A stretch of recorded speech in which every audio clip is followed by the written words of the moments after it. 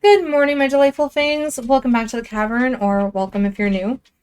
The new subscribers, thank you so much for your support. I appreciate you all so much. I really do. I hope everyone is doing incredible and the new year has been off to a fabulous start. Hopefully it stays that way. I really do. I really mean it.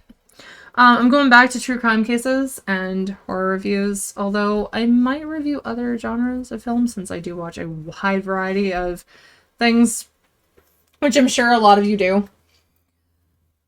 I'm also sure many of you have heard about Netflix's docuseries, The Texas Killing Fields. I don't tend to watch documentaries that often. Usually I stick to science, history, or nature documentaries. So it's probably not surprising that I skipped this one. However, with how much I've heard about it, I'll admit my curiosity was piqued and I did some digging. There was a movie made in 2011 called Texas Killing Fields. If any of you are interested in checking that out, I'll leave links on where you can stream it below in the description. In the 1970s, over 30 young women and girls have disappeared or were found murdered in the 50-mile desolate area between Houston and Galveston. Some people call this stretch of land the Highway of Hell, and I can't blame them for naming it that, with how much death has occurred in this area. Police believe the missing women and girls were runaways and refused to investigate them further during the 70s. However, locals felt the highway allowed a killer to slip into their communities and do horrendous things. Interstate 45 would allow a predator through their towns with an anonymous exit. The summer of 1971, teenage girls were vanishing at an alarming rate. The first was Colette Wilson. She was 13 when she was abducted. She was waiting to be picked up by her mother after band practice, but when her mother arrived at the street corner where they arranged to meet 6 minutes late, her daughter was already gone. So they must have found her in that 5 minutes or 6 minutes. Terrifying, to be honest, because the mother was almost right there. And it's just heartbreaking. The police didn't look into Colette's disappearance because they believed she was taking drugs and just ran away, even though it wasn't like her, and there was nothing missing that she took with her if she was just running away. So it didn't make sense. Many parents of missing children hired private detectives, or friends and neighbors would help search for clues if they couldn't afford a private detective, because they felt that the police just weren't taking their missing children seriously. 5 months after Colette disappeared, a hiker stumbled across a girl's skeleton near a reservoir in southern Texas. Colette's father was a dentist, and he was forced to identify his child's remains by looking at the jaw of the skeleton, and he recognized his handiwork of the dental work that he performed on his daughter over the years. In total, 11 girls were snatched off the streets and brutally murdered in the area throughout the 70s. Some investigators believed Edward Harold Bell was behind the murders because after he fled Texas in 1978 after killing a young man who tried to intervene when Bell was harassing a group of girls, the killings abruptly stopped. So not hard to believe that he was behind everything. But without evidence to pinpoint him to those 11 victims, you can't really say he did do it, unfortunately. Bell was later found and convicted of the man's murder, though. From his prison cell, he claimed responsibility for the deaths of the girls, calling them the 11 that went to heaven.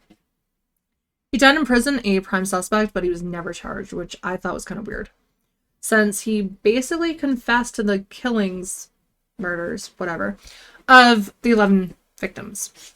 I thought that was kind of weird, because I thought they would have just charged him. In 1983, girls and women started vanishing again. This time their bodies were dumped in the same desolate strip of land, which you can see behind me. Just off Interstate 45, heading south towards the coast, was a dirt road. At the end, far from homes, factories, and refineries, was an overgrown and abandoned oil field. In just 7 years, 4 bodies were found on that plot of land. Each woman was found naked under a tree with their arms folded over their chest. With nothing around for miles, if the women called for help, no one would have heard them, which I thought was terrifying. I mean, I can't imagine what their last moments would have been like. Laura Miller and Heidi Fye were soon identified after they were found. However, the other two victims were known as Jane Doe and Janet Doe for 33 years. In 2019, advancements in DNA technology allowed the two victims to finally be identified as Audrey Cook and Donna Prudhomme. All four cases are still unsolved. Richard Renison, an FBI agent, has believed the killings were the work of someone living within the area. Most serial killers have hunting grounds that they rarely stray from. It's typically a location that's well known to them, a place they frequent often. The reason why it's somewhere they know is because it's easier for them to find their victims, murder their victims, and dispose of them without raising awareness of who's doing it. There have been rare cases where a serial killer left bodies across the country, but those typically resulted from their line of work, which allowed them to travel frequently through various areas. Traveling salesmen, flight attendants, pilots, truck drivers, that sort of thing, would give them more killing grounds, I guess you could say. Hunting grounds, I meant. Since the location is very remote and rural where these victims were murdered, someone had to know the place beforehand. It's not an area that someone would have just happened across. So when the town started growing and more houses were put in the area, the field wasn't quite so isolated anymore. And I honestly thought that they would find more bodies when they were building houses and buildings on this land. I was honestly surprised that they didn't, because this seems like such a hot spot. The murders of the 80s stopped and the dirt road was paved in line with houses along with a church. By the 90s, the locals had hoped it would end the terror.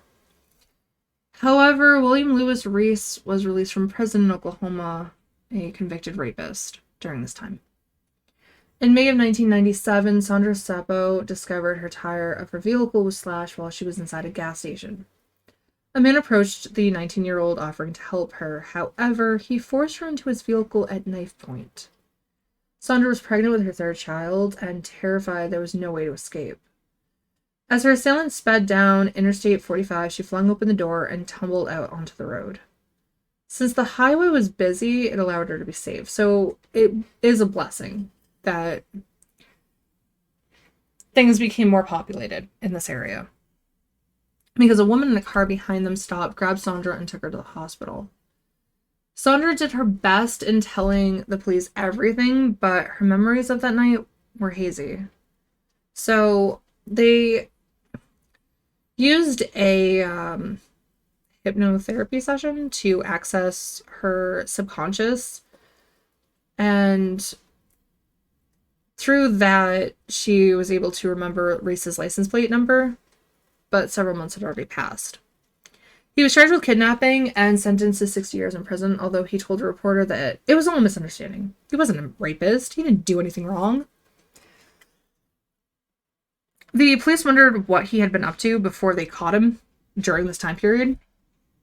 It took 18 years before the full extent of his crimes would be revealed. In 2015, his DNA matched the murder of Tiffany Johnston, a 19-year-old newlywed, who was the daughter of Reese's friends, one of the daughters of Reese's friends, which I thought was pretty messed up, because why would you kill the daughter of your friend? It's just so effed up. She was found dead in Oklahoma in late 1997. Reese was found guilty and sentenced to be executed. While in prison, a Texas Ranger visited Reese in Oklahoma, where Reese revealed that over the span of 5 months in 1997, he had stalked the Texas cone fields.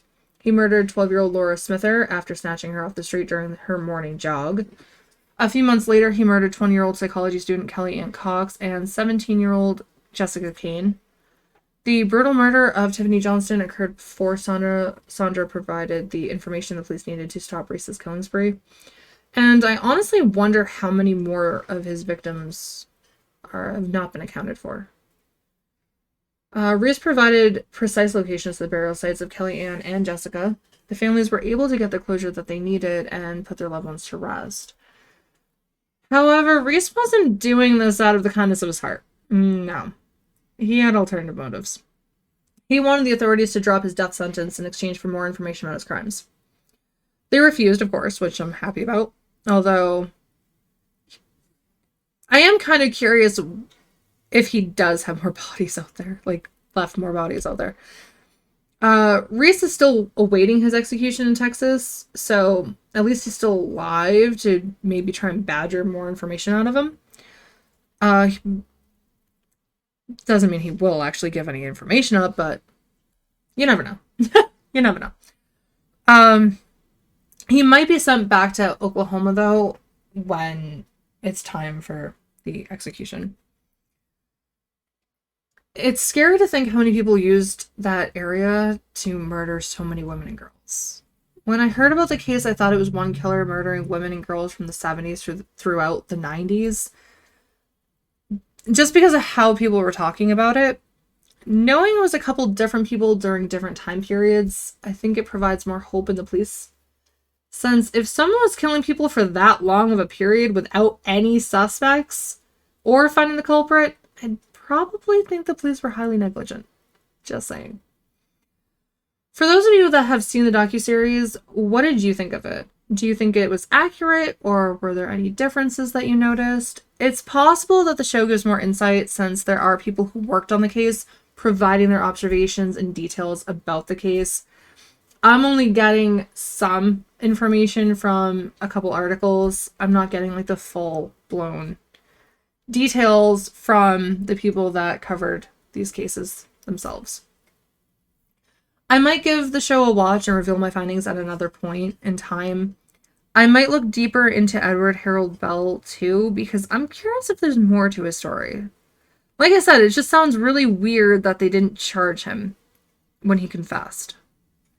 Later tonight, I'll be reviewing The Black Phone, which is available to stream on Amazon Prime.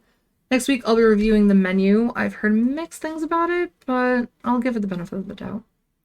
For any of you that have given it a watch, what did you think of the movie? Is it worth a watch? Thank you so much for sticking around till the end. I hope you all enjoy these tragic cases surrounding the Texas killing fields. If you can't wait for the upcoming content, click the bell icon to be the first notified about a new video. If you don't want to wait for more, check out the other videos on the screen, or you can check out the channel itself.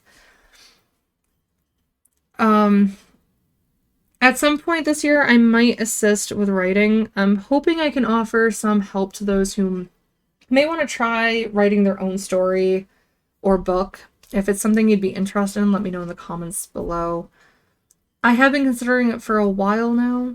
I am hoping to have my next novel out by April at the latest.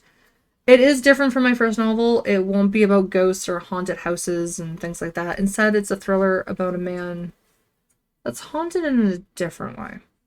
I don't want to give anything away. You'll have to wait for more. Thank you again. I hope you all have a great weekend, I should say. Take care until next time. Bye, everyone.